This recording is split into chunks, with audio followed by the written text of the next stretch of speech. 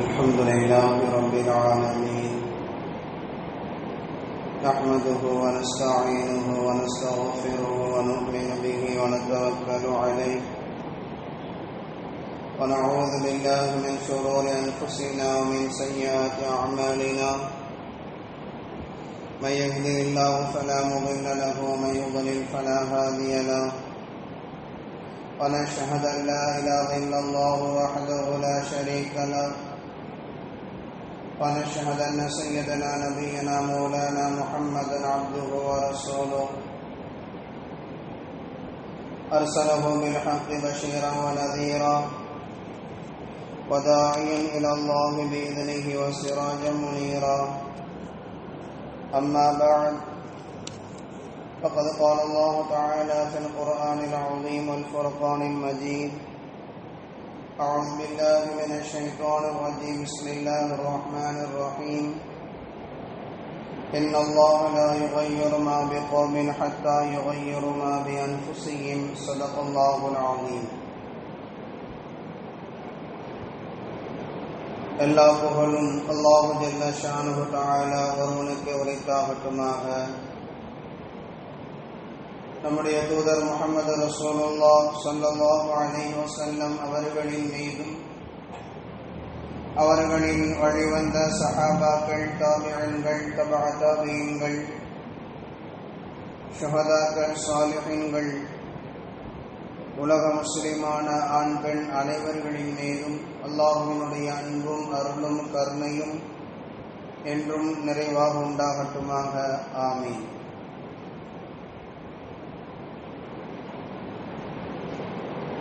அல்லாஹுவின் பேரருளால் தமிழ்நாடு சட்டமன்ற தேர்தல் நேற்று மாநிலம் முழுவதும் அமைதியான முறையில் நடைபெற்றிருக்கிறது. அதற்கான ரிசல்ட் இன்ஷா அல்லாஹ் வரக்கூடிய மே மாதம் 4ஆம் தேதி வெளிவர இருக்கிறது. அல்லாஹ் தஆலா நாட்டில் முஸ்லிம்களுக்கும் சிறுபான்மை சமூகத்திற்கும்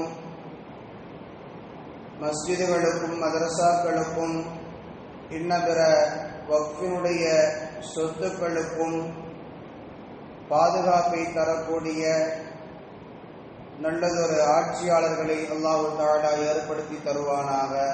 ஆமீன்.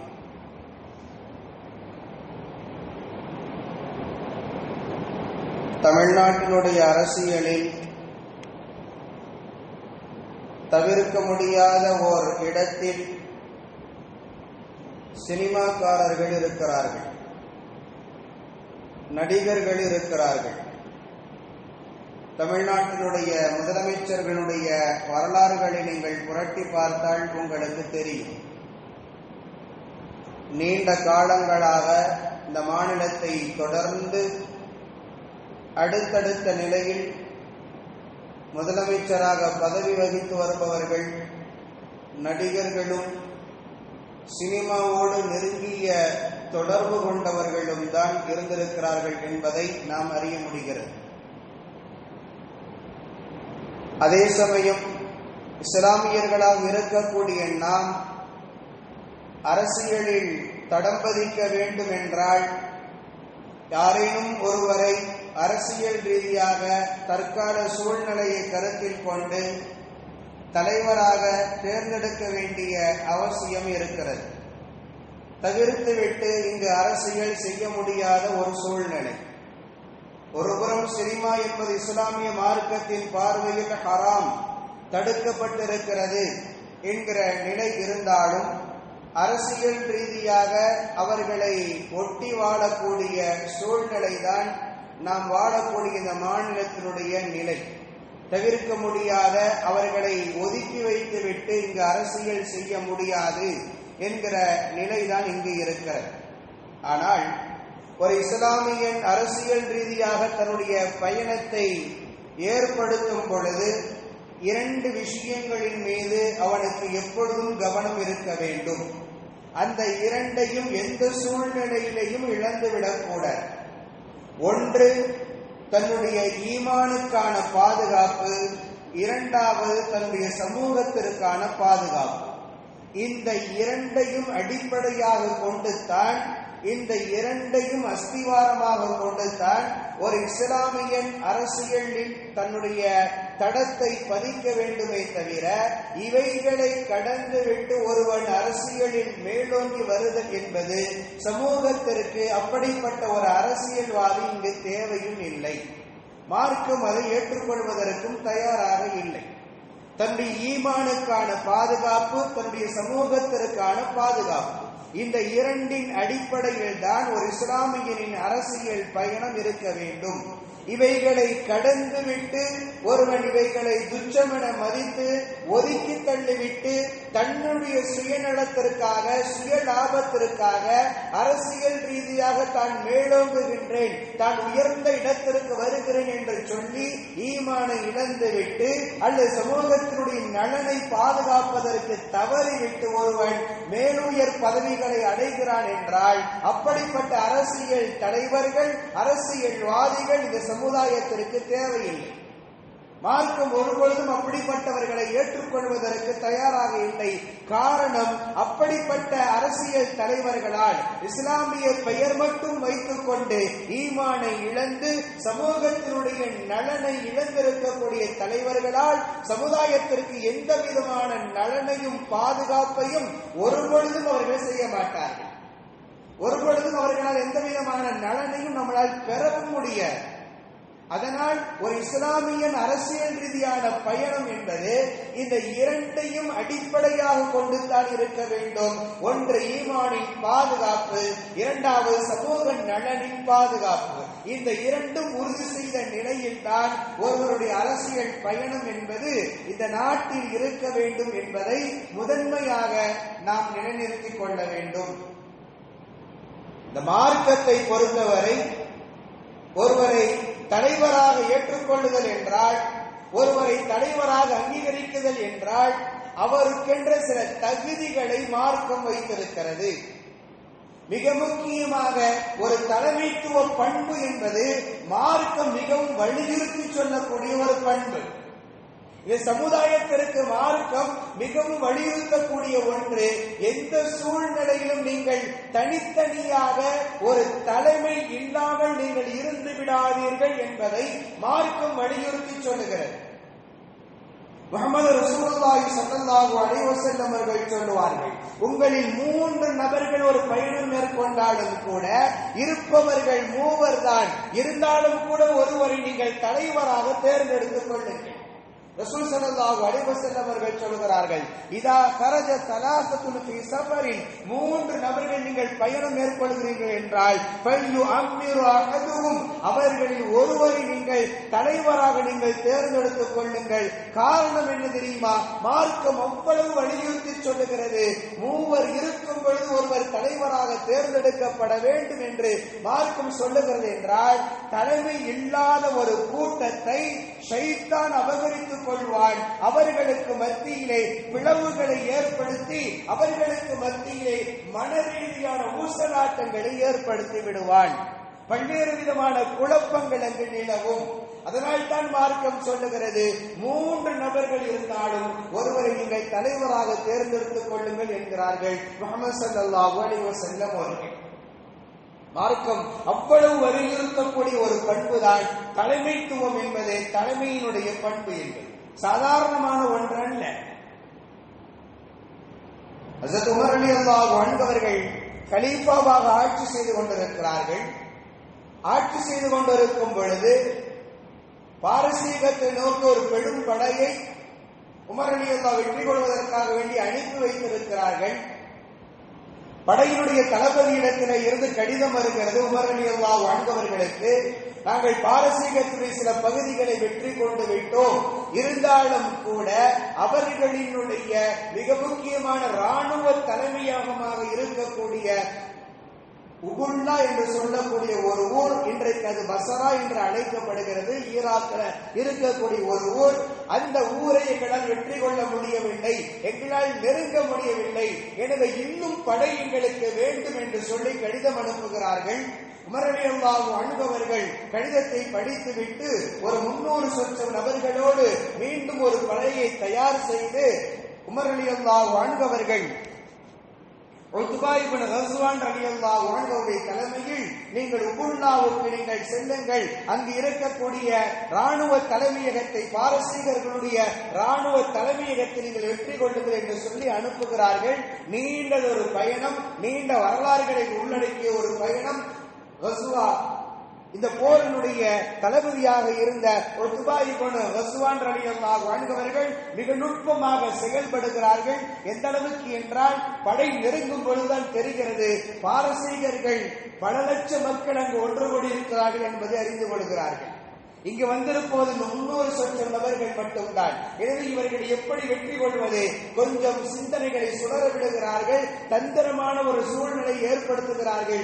படையை தனித்தனியாக பிரிக்கிறார்கள், கொஞ்சம் கொஞ்சமாக தள்ளி தள்ளி வரும்படி, சேர்ந்து வராமல் இடைவெளி விட்டு வாருங்கள். அப்படி இடைவெளி விட்டு வரும் பொழுது உங்களுடைய நடை எப்படி இருக்க வேண்டும் என்றால், உங்களுடைய கால் மண்ணிலே பட்டு அந்த மண்ணு புழுதியை கிளப்ப வேண்டும், மண்ணு புழுதியை கிளப்ப வேண்டும். அந்த அப்படி கிளப்பிக் கொண்டு நீங்கள் வர வேண்டும், இடைவெளி விட்டு வரணும். அதே சமயம் பாதத்திலே இருந்து மண்கள் பட்டு அது புழுதிகளாக மேலே உயர்ந்து கொண்டு வர வேண்டும். அப்படி வரும் பொழுது எதிரியினுடைய படை பார்க்கும் பொழுது நம்முடைய எண்ணிக்கையை அவர்களால் கணிக்க முடியாது, நம்முடைய எண்ணிக்கை அவர்களால் கணிக்க முடியாது.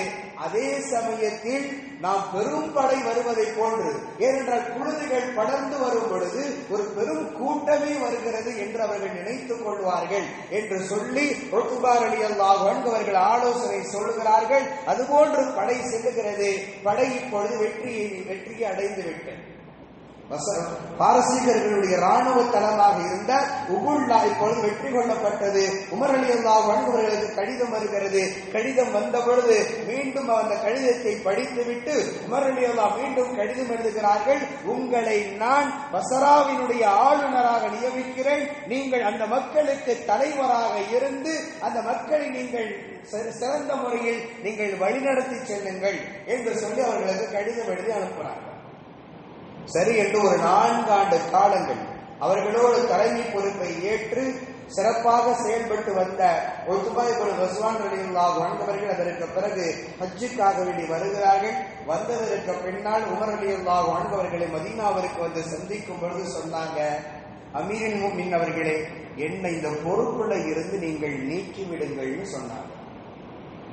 என்னால் இந்த பொறுப்பை செய்ய முடியல, ரொம்ப கடினமாக இருக்கிறது, எனவே நான் இந்த பொறுப்புல இருந்து என்னை நீக்கிவிட்டு வேறொருவரை நீங்கள் நியமித்துக் கொள்ளுங்கள் என்று சொன்ன பொழுது உமர் ரலியல்லாஹு அன்ஹு அவர்கள் சொன்னார்கள், இல்ல, இந்த பொறுப்புக்கு நீங்கள் மிகவும் தகுதியானவர், எனவே நீங்கள் தான் இருந்து அந்த மக்களை வழிநடத்த வேண்டும், உங்களின் தலைமையில் தான் அங்கே பஸ்ரா செயல்பட வேண்டும் என்று சொல்லி கட்டாயப்படுத்தி அவர்களை அனுப்பி வைக்கிறார்கள்.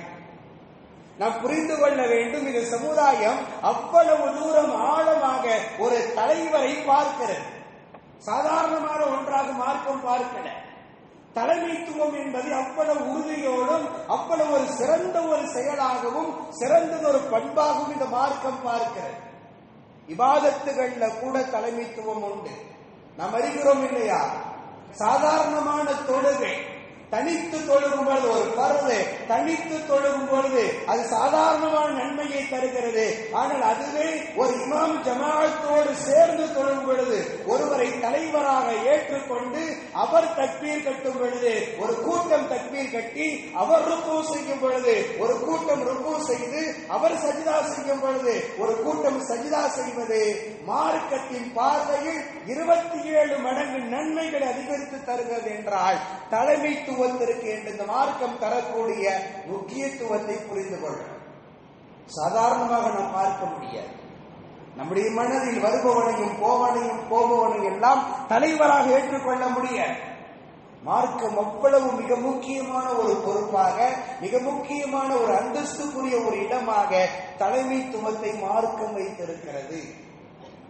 எனவே நாம் ஒருவருக்கு அந்த இடத்தை தருவதாக இருந்தால் நம்முடைய மார்க்கத்தின் அடிப்படையில் அவர்கள் வேறு சமூகம் சார்ந்தவர்களாக இருக்கும் பொழுது குறைந்தபட்சம் நம்முடைய ஈமானுக்கு பாதுகாப்பை தரக்கூடிய சூழ்நிலையிலும் நம்முடைய சமுதாயத்திற்கு பாதுகாப்பை தரக்கூடிய ஒருவரை தேர்ந்தெடுக்குதல் என்பதுதான் சாலச் சிறந்தது.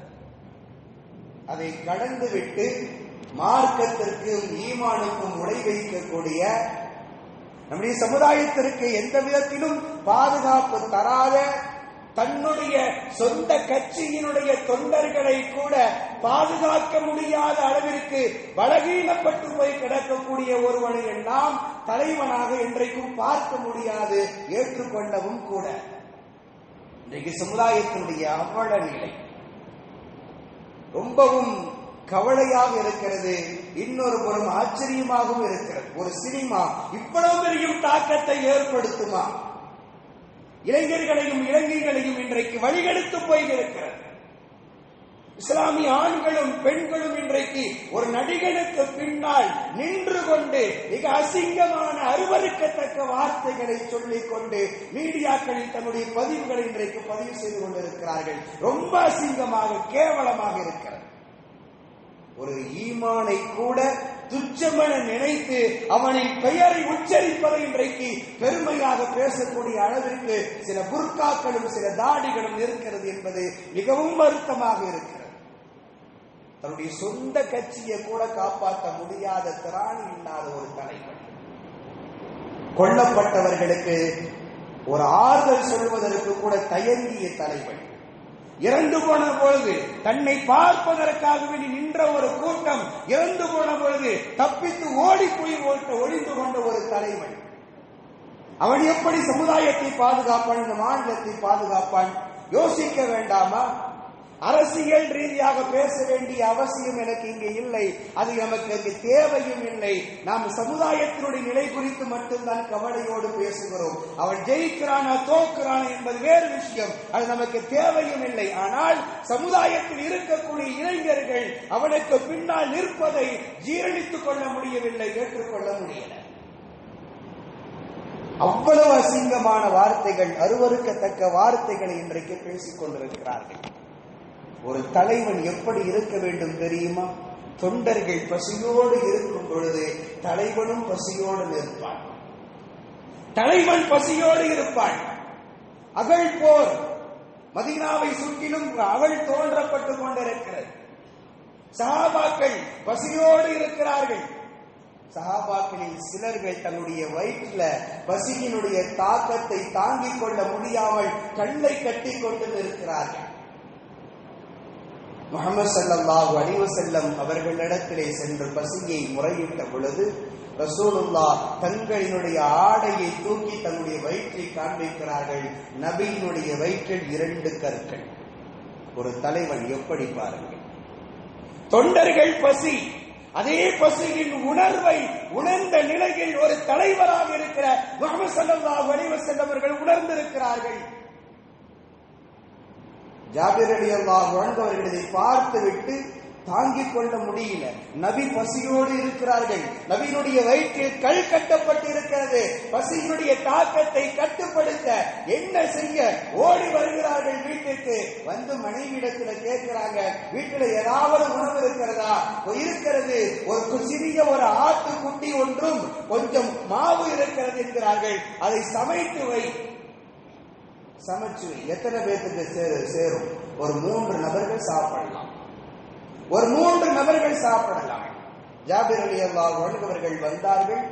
வந்து ரசூலுல்லாஹ்விடத்துல வந்து மெதுவா சொன்னாங்க, யா ரசூலல்லாஹ், வீட்டுல கொஞ்சம் உணவு இருக்கிறது. ஒரு தலைவன் எப்படி இருக்கணும் பாருங்க. வீட்டுல கொஞ்சம் உணவு இருக்கிறது, அது உங்களோடு சேர்ந்து ஒருவரோ அல்லது இருவரை மட்டும் அழைத்து வாருங்கள். ஏன்னா அவ்வளவுதான் அங்க உணவு இருக்கு. உங்களோடு சேர்ந்து ஒருவரையோ அல்லது இருவரை மட்டும் நீங்கள் அழைத்து வாருங்கள் என்று சொன்ன பொழுது ரசூல் ஸல்லல்லாஹு அலைஹி வஸல்லம் அவர்கள் சொன்னாங்க, ஜாபிரே உன்னுடைய மனைவிட்ட போய் சொல்லு, எல்லாத்தையும் தயார் பண்ணி வைக்க சொல்லு, எல்லாம் தயார் நிலையில இருக்கட்டும், ரொட்டியை சுட வேண்டாம், மாவு குழைத்த நிலையில் அப்படியே வைக்க சொல்லி நான் வர்றேன். ரசூல் ஸல்லல்லாஹு அலைஹி வஸல்லம் ஒரு தலைவர் எப்படி போகிறார் தெரியுமா? அத்தனை சஹாபாக்களையும் அழைத்துக் கொண்டு போகிறார்கள். வீட்டில் இருக்கிற உணவு 3 நபர்களுக்குரியது.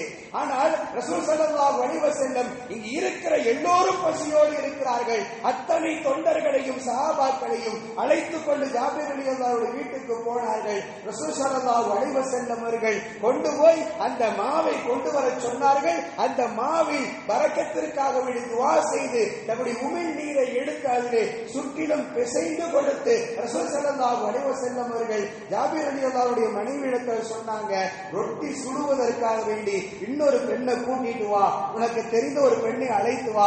அழைத்து வரப்பட்டது. ரொட்டி சுட்டார்கள். ரசூல் ஸல்லல்லாஹு அலைஹி வஸல்லம் அவர்கள் பரக்கத்திற்காக வேண்டி அவர்கள் மாவு பிணைந்த குழைத்திருந்த அந்த மாவில இருந்து எடுத்து எடுத்து கொடுக்கிறார்கள். எல்லா நபர்களுக்கும் உணவுகள் போதுமானதாக இருந்தது. எல்லா நபரும் சாப்பிட்டாங்க.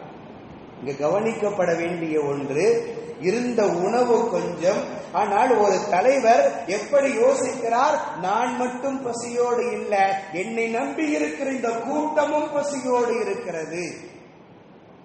என்னை நம்பி இருக்கிற இந்த கூட்டமும் பசியோடு இருக்கிறது. எனவே அவர்களின் பசியையும் நான் அமர்த்த வேண்டும். ஒரு தலைவனின் சிந்தனை. யோசித்து பாருங்கள். மார்க்கம் அவ்வளவு தூரம் அழகாக ஒவ்வொன்றையும் பார்க்கிறது. உணர்ச்சி வசப்பட்டு பேசக்கூடிய இடங்களில் எல்லாம் முஹம்மது ஸல்லல்லாஹு அலைஹி வஸல்லம் அவர்கள் தன்னுடைய தோழர்களை கட்டுப்படுத்தினாங்க. உணர்ச்சியினுடைய பொங்கலில் அவர்கள் சில சஹாபாக்கள் தங்களை மெய்மறந்து வார்த்தைகளை உபயோகித்த பொழுது, வார்த்தைகளை பயன்படுத்திய பொழுது ரசூல் ஸல்லல்லாஹு அலைஹி வஸல்லம் அவர்கள் கட்டுப்படுத்தினார்கள். இப்படியெல்லாம் பேசாதீங்க, இப்படியெல்லாம் செய்யாதீர்கள். ரசூல் ஸல்லல்லாஹு அலைஹி வஸல்லம் அவர்கள் வழிகாட்டி கொடுத்தாங்க. சில சஹாபாக்கள் ரசூலுல்லாஹ்வுடைய மனைவியிடத்துல போய் கேட்டாங்க, நபியினுடைய அமல்கள் எல்லாம் எப்படி இருந்தது என்று கேட்ட பொழுது ரசூலுல்லாஹ்வுடைய சில செயல்பாடுகளை எல்லாம் உம்மஹாத்துல் முஃமினீன்கள் நபியினுடைய மனைவியர்கள் சொன்னதை கேட்டுவிட்டு அதுல ஒரு 3 நபர்கள் எப்படி முடிவுக்கு வந்தாங்கன்னா, நான் இனிமேல் இரவுல தூங்கவே மாட்டேன், காலமெல்லாம் இரவில் நின்று இபாதத்துகள் செய்து கொண்டே இருப்பேன் சிலர்கள். இன்னொருவர், நான் திருமணமே முடிக்க மாட்டேன். இன்னொருவர், நான் காலமெல்லாம் தொடர்ந்து நோன்பு நோற்றுக் கொண்டே இருப்பேன். முஹம்மது ஸல்லல்லாஹு அலைஹி வஸல்லம் அவர்கள் வீட்டுக்கு வந்த பொழுது மனைவியர்கள் சொன்னாங்க, இது போன்று சில சஹாபாக்கள் இப்படி சொல்லிட்டு போனார்கள் என்று சொன்ன பொழுது முஹம்மது ஸல்லல்லாஹு அலைஹி வஸல்லம் அவர்கள் அந்த தோழர்களை சந்தித்த ரசூலுல்லாஹ் அந்த தோழர்களை சந்தித்து சொல்லிக் கொடுக்கிறாங்க. எப்படி சொல்லிக் கொடுக்கிறார்கள்? இன்னமா நான் இலமுக்கும் பில்லாகி, அல்லாஹுவை பற்றி உங்களை விட எனக்கு நிறைய தெரியும். ரசூலுல்லாஹ் அந்த தோழர்கள்ட்ட சொல்ற வார்த்தை, அல்லாஹுவை பற்றி உங்களை விட எனக்கு நிறைய தெரியும். அப்படி இருந்தும் வலாக்கின்னி அக்கூமு வ அனாமு, அப்படி இருந்து நான் இரவுல தொழுகிறேன், தூங்கவும் செய்யறேன். ரசூலுல்லாஹ் சொல்றாங்க, நீங்க நான் இரவெல்லாம் தொழுக போறேன், நான் தூங்கவே மாட்டேன், நீங்க சத்தியம் செஞ்சுட்டு போயிட்டீங்க. ஆனால் ரசூலுல்லாஹ் என்ன சொல்கிறார்கள்? அல்லாஹ்வை பற்றி உங்களை விட எனக்கு நிறைய தெரியும். அப்படி இருந்தும் கூட நான் என்ன செய்கிறேன்? இரவுல கொஞ்ச நேரம் தூங்குறேன், தொழுகிறேன், ரெண்டுமே நான் செய்கிறேன். ரசூலுல்லாஹ் அடுத்து சொன்னார்கள், வஸூமு வ உஃப்திரு, நான் நோன்பும் வைக்கிறேன், சில நாட்கள் நோன்பு வைக்காமலும் இருக்கிறேன், சில நாட்கள் நோன்பு வைக்காமலும் இருக்கிறேன். நான் பெண்களை திருமணம் முடித்திருக்கிறேன். ரசூல் ஸல்லல்லாஹு அலைஹி வஸல்லம் சொல்றாங்க, நீங்க இப்படியெல்லாம் சத்தியம் செஞ்சுட்டு நான் எதுவுமே செய்ய மாட்டேன் என்று நீங்கள் சொல்வதற்கு போயிருக்கு, சொல்லிக்கொண்டு அதை செயல்படுத்துவதற்கு சென்றிருக்கிறீர்கள். இது தவறு என்பதை ரசூலுல்லாஹ் உணர்த்துகிறார்கள். தொண்டர்கள் உணர்ச்சி பொங்க சில வார்த்தைகளை சொல்லும் பொழுது அதை தலைவனாக இருக்கக்கூடியவர்கள் கட்டுப்படுத்தணும். அப்படி உணர்ச்சி பொங்க பேசக்கூடாது என்று தன்னுடைய தொண்டர்களுக்கு சொல்லிக் கொடுக்கணும். இதுதான் ஒரு நல்ல தலைவனுக்கான இலக்கணம். இதுவெல்லாம் ஒரு பேசிக்கான ஒரு அறிவுள்ளவள் செய்யக்கூடிய ஒரு வார்த்தை. பேசிக்காக அறிவு இருக்கிறவன் கூட என்ன செய்வான். ஆனால் இன்றைக்கு அந்த நடிகன் தன்னை பற்றி ஒரு உச்சகட்டமான வார்த்தைகளை தன்னுடைய கட்சிக்காரர்கள், தொண்டர்கள் பேசும் பொழுது அதை அவள் தடுப்பது இல்லை, ரசிக்கிறான். தனக்காக வேண்டி தன்னுடைய தொண்டர்கள் சாவதை, தனக்காக வேண்டி தன்னுடைய தொண்டர்கள் அடிபட்டு கிடப்பதை அவன் ரசிக்கிறான், ஏற்றுக்கொள்கிறான். இப்படிப்பட்ட ஒரு தலைவன் தமிழ்நாட்டுக்கு தேவையா? நாம் உணர்ந்து கொள்ள வேண்டும், கொஞ்சம் யோசித்து பார்க்க வேண்டும். உயிர்களை மதிக்காதவன், தன்னுடைய சொந்த கட்சிக்காரனுடைய உயிர்களை கூட மதிக்க தெரியாத ஒரு மனிதன், அவன் முதலில் மனிதனாகவே இருக்க முடியாது. அப்படி இருக்கும்போது எப்படி தலைவனாக ஆக முடியும்? எனவே தொண்டர்களுக்கு மதிப்பளிக்கணும், அவருடைய பசிக்கு மதிப்பளிக்கணும், அவருடைய உயிர்களுக்கு மதிப்பளிக்கணும், அவருடைய உடைமைகளுக்கு மதிப்பளிக்க வேண்டும். இதுவெல்லாம் ஒரு அடிப்படையான தகுதிகளில் உள்ளவை, ஒரு தலைமைத்துவத்தில் இருப்பவருக்கான அடிப்படை தகுதிகளில் உள்ளவை. அது கூட இன்றைக்கு நாம் பார்க்க முடியல. இன்றைக்கு இஸ்லாமிய சமுதாயம் அவ்வளவு தூரம் அசிங்கப்பட்டு போய் இருக்கிறது, அவமானப்பட்டு போய் இருக்கிறது. எவ்வளவு மிக மோசமான வார்த்தைகள்.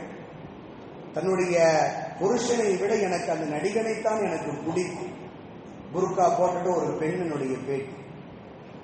புருஷனை விட எவ்வளவு அசிங்கமான ஒரு வார்த்தை. இதை சொல்லுவதற்கு ஒரு ஈமானுள்ள ஒரு பெண்ணுக்கு எப்படி நாவு கூசாமல் அந்த வார்த்தைகள் வருகிறது.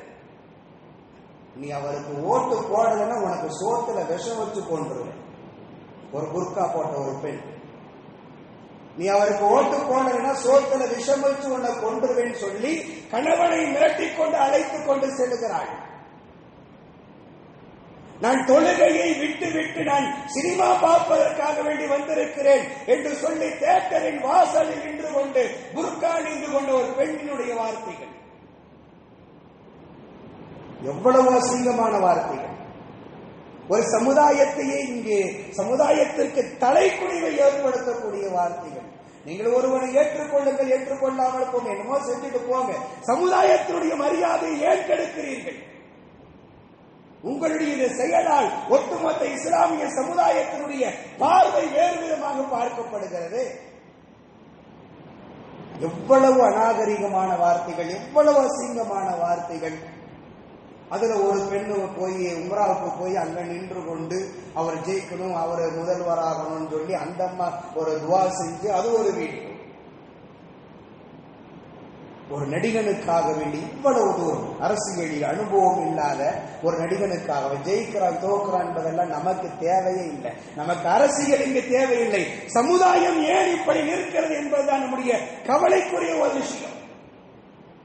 முஸ்லிம் பெண்கள் கொஞ்சம் கூட ஒரு அசிங்கம் இல்லாமல், ஒரு வெட்கம் இல்லாமல், ரசூல் ஸல்லல்லாஹு அலைஹி வஸல்லம் அவர்கள் சொன்ன ஹதீஸ்கள் தான் நினைவுக்கு வருகிறது. வெட்கம் இல்லை என்றால் ஃபஃஅல் மா ஷி'த, உனக்கு விரும்புறதெல்லாம் நீங்க செஞ்சுக்கோங்கன்றாங்க ரசூலுல்லாஹ். ஒருவரிடத்தில் வெட்கம் இல்லாமல் போய்விட்டது என்றால் அவர்கள் எந்த விதமான வார்த்தைகளும் ஒரு நாவில இருந்து உச்சரிக்கும் வெளிவரும். ஒரு தலைவனாக இருப்பவன் இப்படியெல்லாம் உணர்ச்சி பொங்க பேசும் பொழுது தன்னுடைய கட்சிக்காரர்களை, தன்னுடைய தொண்டர்களை கட்டுப்படுத்த வேண்டுமா வேண்டாம்? ஆனால் இன்றைக்கு இதுவெல்லாம் சாதாரணமாக நடந்து கொண்டிருக்கிறது. எனவே நாம் நம்முடைய சமுதாயத்தை பாதுகாக்க வேண்டும். உங்களுக்கு மீண்டும் மீண்டும் நினைவுபடுத்துகிறோம், இளமை பருவம் என்பது மிக துடிப்பு மிக்க ஒரு பருவம். அந்த பருவத்தை வீணாக்கி விடாதீர்கள். ஒரு தகுதியில்லாத ஒருவனை தங்களுக்கான ரோல் மாடலாக நீங்கள் தேர்ந்தெடுத்து உங்களுடைய வாழ்க்கையை நீங்கள் அழித்துக் கொள்ளாதீர்கள். இளமையினுடைய பருவம் அவ்வளவு துடிப்பு மிக்க ஒரு பருவம். தவறுகளை தட்டி கேட்பதற்கு தயங்காமல் எதிர்கொள்ளக்கூடிய ஒரு பருவம். ஆனால் இன்றைக்கு அந்த பருவமே இன்றைக்கு கேள்விக்குறியாக வந்து நிற்கிறது. ஹஜ்ரத் இப்ராஹிம் அலைஹிஸ்ஸலாம் அவர்கள் ஒரு ஊர்ல தவறு நடக்கிறது, சிலைகளை வணங்குகிறார்கள். தைரியத்தோடு எதிர்கொண்டு அவர்களை அந்த நிலையில இருந்து மாற்றுவதற்காக வேண்டி தன்னுடைய வார்த்தைகளை பயன்படுத்துகிறார்கள்.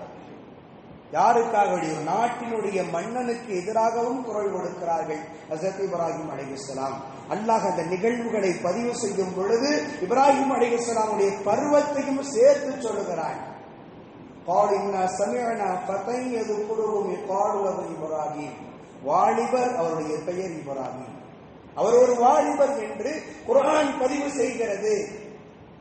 தக்கியானுஸ் என்கிற மன்னன் ஈமானுக்கும் இஸ்லாத்திற்கும் எதிராக செயல்பட்ட பொழுது அவனுக்கு எதிராக சில இளைஞர்கள் துணிச்சலோடு எதிர்கொண்டார்கள். அவர்களை பற்றி அல்லாஹ் சொல்லும் பொழுது அவர்கள் சில இளைஞர்கள் என்று அல்லாஹ் அவர்களை, அவருடைய பருவத்தை சொல்லி அல்லாஹ் அவர்களை பாராட்டி பேசுகிறான். இளமையினுடைய பருவம் அவ்வளவு துடிப்பு மிக்க ஒரு பருவம். முஸஅப் இப்னு உமைர் ரலியல்லாஹு அன்ஹு அவர்கள் வாலிப பருவத்தில் இருக்கும் பொழுது ரசூலுல்லாஹ் அவர்களை தேர்ந்தெடுத்து மதீனாவிற்கு தாங்கள் ஹிஜ்ரத் செய்து வருவதற்கு முன்பாகவே அவர்களை அனுப்பி வைக்கிறார்கள். பல நபர்களை ரசூல் ஸல்லல்லாஹு அலைஹி வஸல்லம் அவர்கள் ஹிஜ்ரத் செய்து மதீனாவுக்கு வருவதற்கு முன்பாகவே பல நபர்களை முஸ்லீமாக மாற்றி வைத்திருந்தார்கள். முஸஅப் இப்னு உமைர் ரலியல்லாஹு அன்ஹு அவர்கள் ஒரு இளைஞனாக இருந்து அவர்கள் செய்த சாதனை.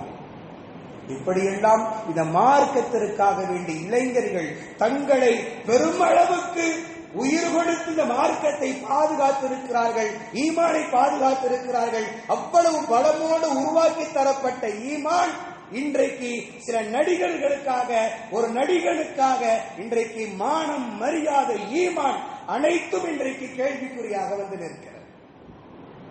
இதற்காகத்தான் நம்முடைய சஹாபாக்கள் உயிர் கொடுத்தார்களா? இந்த நிலை வருவதற்காக வேண்டி நம்முடைய சஹாபாக்கள் நமக்காக வேண்டி உயிர் தியாகம் செய்தார்களா? யோசித்து பாருங்கள். இந்த மார்க்கத்தை விட எதையும் நீங்கள் உயர்வாக நினைக்காதீர்கள். நான் ஆரம்பத்தில் சொன்னதை போன்று இந்த தமிழ்நாட்டினுடைய அரசியலில் சினிமா தவிர்க்க முடியாத ஒன்றாக இருக்கலாம். ஆனால் நமக்கு இரண்டினுடைய அடிப்படையில் தான் அரசியல் பயணம் இருக்க வேண்டும். ஒன்று ஈமானின் பாதுகாப்பு, இரண்டாவது சமூக நலனின் பாதுகாப்பு. இந்த இரண்டும் இல்லாமல் நீங்கள் ஒரு அரசியல் பயணத்தை நீங்கள் கையில் எடுக்கிறீர்கள் என்றால் அது உங்களின் சுயநல பலன். அதனால் சமுதாயத்திற்கு எந்த விதமான நன்மையும் கிடையாது. அதிலே நீங்கள் இந்த இரண்டையும் இழந்துவிட்டு நீங்கள் எவ்வளவு தூரம் நீங்கள் பயணித்தாலும் சரி, அரசியலில் பெரும் பெரும் உயர் பதவிக்கு வந்தாலும் சரி, உங்களால் சமுதாயத்திற்கு எந்த விதமான நலனையும் செய்ய முடியாது. காரணம், அந்த சிந்தனையே உங்களுடைய மனதில் இல்லை என்னும் பொழுது மார்க்கத்திற்காக என்ன செய்துவிட முடியும்? வலா தமூதுன்ன இல்லா வஅன்தும் முஸ்லிமூன். இறுதியாக இப்ராஹிம் அலைஹிஸ்ஸலாம், யாக்கூப் அலைஹிஸ்ஸலாம் போன்றவர்கள் எல்லாம் தங்களுடைய பிள்ளைகளுக்கு சொன்ன வார்த்தை, சமுதாயத்திற்கு சொன்ன வார்த்தை, நீங்கள் முஸ்லிம்களாகவே அன்று நீங்கள் மரணிக்க வேண்டாம். உங்களுடைய மரணம் எப்படி இருக்க வேண்டும் என்றால் இஸ்லாத்தை, ஈமானை தழுவிய நிலையில் இருக்க வேண்டும் என்பதுதான். எனவே நீங்கள் நாம் கவனம் பெற வேண்டும். இன்றைக்கு இருக்கக்கூடிய சூழ்நிலையில் மிக முக்கியமாக கவனம் பெற வேண்டும். இஸ்லாமிய ஆண்களும் பெண்களும் மிகுந்த கவனத்தோடு இருக்க வேண்டும். ஒரு நடிகனை தேர்ந்தெடுத்துக் கொண்டு அந்த நடிகனுக்கு பின்னால் அரசியல் ரீதியாக பயணித்து ஈமானை இழந்துவிட வேண்டாம். அரசியல் ரீதியாக நீங்கள் யாருக்கு பின்னாலும் போங்க, அதை பத்தி நமக்கு கவலை இல்லை. ஆனால் இந்த இரண்டினுடைய அடிப்படையை பாதுகாத்துக் கொள்ளுங்கள். ஈமான பாதுகாக்கணும், இரண்டாவது சமூகத்தினுடைய நலனை பாதுகாத்துக் கொள்ள வேண்டும். இந்த இரண்டும் இல்லாத ஒருவனை, ஒரு நடிகனை தேர்ந்தெடுத்துக் கொள்ளுதல் என்பதுதான் மிக அசிங்கமானவை, அவமானமானவை. சமுதாயத்தினுடைய பாதிப்புகள் அதிலே நிறைய இருக்கிறது என்பதை புரிந்து கொள்ள வேண்டும். இது கடந்த வாரங்கள் உங்களுக்கு சொல்லி இருந்தால் இது அரசியல் ரீதியான பேச்சாக இருந்திருக்கும் என்பதனால் தான் கடந்த வாரங்கள் நினைவுக்கு இருந்தாலும் சொல்ல நாம் தவறிவிட்டோம். இது தேர்தல் முடிந்ததற்கு பின்னால் உங்களுக்கு சொல்வதற்கான காரணம் அரசியல் சொல்லுவது அல்ல, சமுதாயத்தினுடைய கவலையை உங்களுக்கு பதிவு செய்வதுதான் நம்முடைய நோக்கம். அரசியல் பேச்சல்ல இது, சமுதாயத்தினுடைய நிலையை எடுத்துச் சொல்லுகிற இதனுடைய பேச்சுக்கள் தான். எனவே இதையும் தாண்டி நீங்கள் வேறு விதமாக யோசித்தீர்கள் என்றால் அதை பற்றி நமக்கு கவலை இல்லை. எங்களை பொறுத்தவரை சமுதாய நலன் மட்டும்தான் முக்கியம். அதை கடந்து நாங்கள் யாருக்கும் பயந்து நாங்கள் எதையும் மறைக்கப் போவது கிடையாது. சமுதாயத்தினுடைய நலனை கொண்டு தான். ஏன்னா இங்க இருக்கிறவங்க யாராவது அந்த சிந்தனை உள்ளவாதிகள் இருந்திருக்கலாம், நேற்று அவருக்கு போய் ஓட்டு போட்டுட்டு வந்திருக்கலாம். நமக்கு அது தேவையில்லை. உங்களுக்கு யாருக்கு ஓட்டு போடுறீங்க என்பதெல்லாம் தேவையில்லை. சமுதாய சிந்தனை உள்ளவர்கள் யாரை தேர்ந்தெடுக்க வேண்டும் என்பது அவர்களுக்கு தெரியும். தெரிந்து நேற்று வாக்களித்திருப்பார்கள். சிந்தனை இல்லாதவர்கள் தான் வேறு விதமாக வாக்களித்திருப்பார்கள். நமக்கு அது தேவையில்லை. ஆனால் நாம் சொல்ல வருவது சமுதாயத்தினுடைய அவல நிலை இன்றைக்கு அவ்வளவு தூரம் மிக மோசமாக இருக்கிறது என்பதனால் தான் உங்களுக்கு சொல்லுகிறோம். அதையெல்லாம் நம்மளால கேட்க முடியுதா? யோசித்து பாருங்கள். ஒரு புர்கா போட்டுட்டு ஒரு பெண்ணு எனக்கு அவரை விட இவரைத்தான் பிடிக்கும், என் புருஷனை கூட பிடிக்காதுன்னு சொல்றது, வேற யாருக்காவது நீ ஓட்டு போட்டுட்டு வந்தேன்னா நான் சோத்துல விஷம் வச்சிருவேன்னு சொல்றது, உம்ராவுக்கு போய்விட்டு அங்க போய் நின்று அவனுக்காக வேண்டி துவாசி, அப்படி என்ன ஒரு தியாகம் செஞ்சுட்டான்? அப்படி என்ன ஒரு தியாகம்? பர்சனல் லைஃபுக்குள்ள உள்ள நுழைந்து நாம் தேடி பார்த்தால் என்று அவ்வளவு அசிங்கங்கள் உண்டு. நமக்கு அது தேவையில்லை. பொது வாழ்க்கைக்கு வந்திருப்பவர்களை பற்றி எல்லாமே தான் அலசி பார்ப்பாங்க, எல்லாமே தான் பார்ப்பாங்க. பார்க்காமல யாரும் இருக்க மாட்டாங்க. ஏன்னா நம்முடைய சமுதாயத்தினுடைய நலனை கருத்தில் கொண்டுத்தான் நாம் இதையெல்லாம் பதிவு செய்திருக்கிறோம். எனவே சிந்தனைகளை மாற்றிக்கொள்வோம். சமுதாய நலனில் நம்முடைய அரசியல் பயணம் என்றைக்கும் இருக்க வேண்டும். அல்லாஹு தஆலா அந்த நிலையை ஏற்படுத்தி தருவானாக. ஆமீன். வ ஆகிரு தஅவானா அல்ஹம்துலில்லாஹி ரப்பில் ஆலமீன். அஸ்ஸலாமு அலைக்கும் வரஹ்மத்துல்லாஹி வபரகாத்துஹு.